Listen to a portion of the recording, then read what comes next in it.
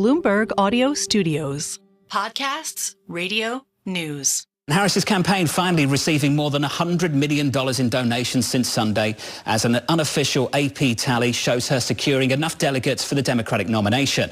Speaking at her campaign headquarters, Harris saying, "I am proud to have secured the broad support needed to become our party's nominee. I look forward to formally accepting the nomination soon."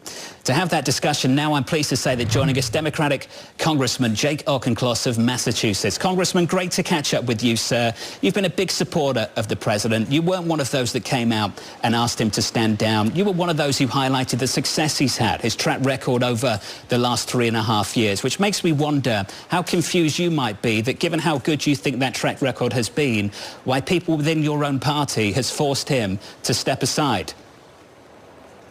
Good morning. Thanks for having me on. General elections are won or lost when the terms of the debate are set. And the terms of the debate previously were the president's age and acuity. Now, with Kamala Harris having taken the torch, the terms of the debate are the future versus the past, our rule of law versus the law of the ruler, our Donald Trump's obsession with the grievances of the past versus the possibilities of a strong American economy. These terms of debate, Democrats will win. Congressman, do you think it was appropriate, though, that the president told the American people through a letter, and we've yet to hear him address the American people? He's a sitting president. We haven't seen him since July 17th, and he has yet to give remarks to the nation about why he is stepping aside. The president laid out his decision in a thoughtful and well-crafted letter, and then he's going to address the nation this week, I believe.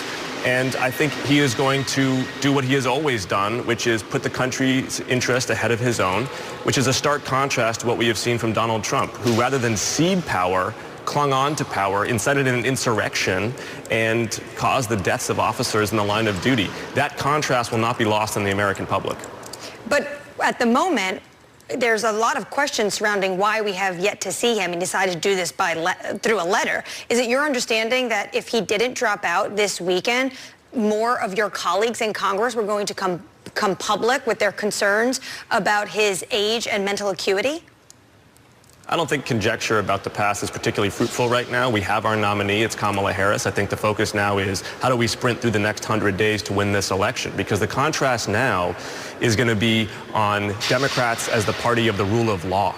As Americans intuitively understand, without predictability, without law and order, we cannot thrive as an economy and as a civil society. The Republicans have nominated a convicted felon. The Republicans are trying to surge guns onto our streets and in our schools. The Republicans are voting against bipartisan border security legislation. The Democrats are the ones that the American public can trust to uphold the rule of law, and that will be the conversation.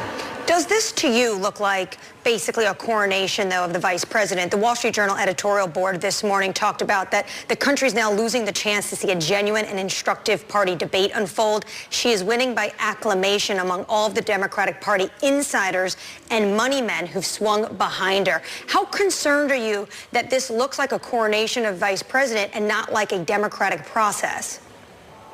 I like competition. I like competition in business. I like competition in politics. And I think the Democratic Party should not be afraid of it.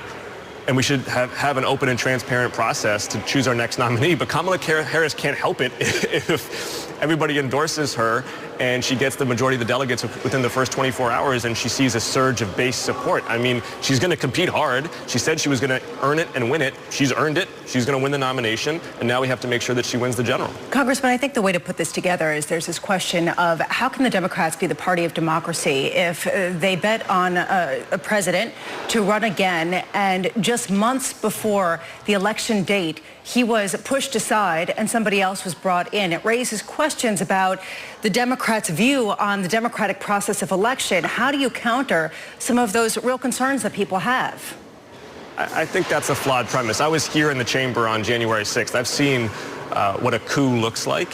What happened here was the Democratic Party is designed to win elections in order to effectuate policy that helps American voters. Joe Biden, through 14 million voters, won the delegates. He then decided, I'm going to step aside. Those delegates were unbound. They were free to choose whomever they wanted to carry the torch, and they chose Kamala Harris. That is exactly the way that delegates are supposed to happen under Democratic Party rules. Now, voters are going to see a choice between Kamala Harris and Donald Trump. They will have the final determination of whether they like that choice. And I am confident that since 70% of Americans previously said they wanted a change at the top of both tickets, and only Democrats have responded by actually doing it, that they're going to choose Kamala Harris. Congressman, there's also a lot of concern about what people don't know. And I think that that's what the debate really highlighted for a lot of people. What aren't we seeing about the state of the current president who still has to rule until early next year, regardless of who wins the White House? At what point can you truly allay those concerns at a time when we haven't seen him and there is this fear that, it's something more that caused him to withdraw than simply pressure that has been mounting for a while and that he was pretty defiant in the face of? Well, I know a few days is an eternity in the media, but we actually have seen him a lot over the last month. We saw him on the debate stage. We've seen him do one-on-one interviews. We've seen him at rallies. And most importantly, we've seen his track record over the last three and a half years. This president took an economy that was flat on its back, and we now have strong jobs and inflation numbers. This president has restored U.S. global leadership. This president is protecting civil rights and democracy at home. Americans can see the track record, and Americans like the policies. And that's what Kamala Harris is going to be able to run on now, is we've put the age and acuity issue to bed. We have the policies front and center. We have a dynamic candidate, and we're going to win. Congressman, you just said that they like the policies. Can you point to the polls where that really shows up? Medicare negotiation of drug prices, investing in infrastructure, the CHIPS and Science Act to turbocharge our competition against China, Electoral Count Act reform to help close the January 6th loophole, Bipartisan Safer Communities Act that has helped push homicides. Yeah, that's a long list of issues. You're right to point them out. That's been a successful part of the administration, but he was behind in the polls to such an extent, the leadership within your party pushed him off the ticket, Congressman. I just feel like this conversation at the moment feels like we're in two different realities. You just then made it about the news cycle. Let me just finish up. I felt like that was needlessly snarky, sir. This is not about the news cycle. This is about the sitting president of the United States that chose to make one of the most consequential decisions of his career on Twitter on Sunday, and we've not really heard from him since. And I find it odd that you don't think that's strange. It's Tuesday. He issues a letter on Sunday. He's going to address the nation. He laid out his reasoning. This country over the last 250 years has seen some of its most consequential moments described in print. There is nothing that's an affront to the American public about laying out in black and white text his reasoning. He will address the public, and most importantly, he has demonstrated to the public over the last 3.5 years that not only can he be president, but he can be a top 10 president in American history. So why isn't he running? He isn't running because the concerns about his age and acuity are undermining his ability to beat Donald Trump and undermining the constituents' confidence that he can discharge the duties of his office 4 years from now. But they're the concerns that your colleagues have, correct? That's come from within your own party. That's not like something that's come from the media. It's officials, peers in your own party. And I've been very clear about that. The concerns are organic. If they don't believe the policy is more important than his age, I've just really struggled here. You've come out a few times, and I've seen some of your comments previously, and we keep going back to this track record, the policies, the last 3.5 years.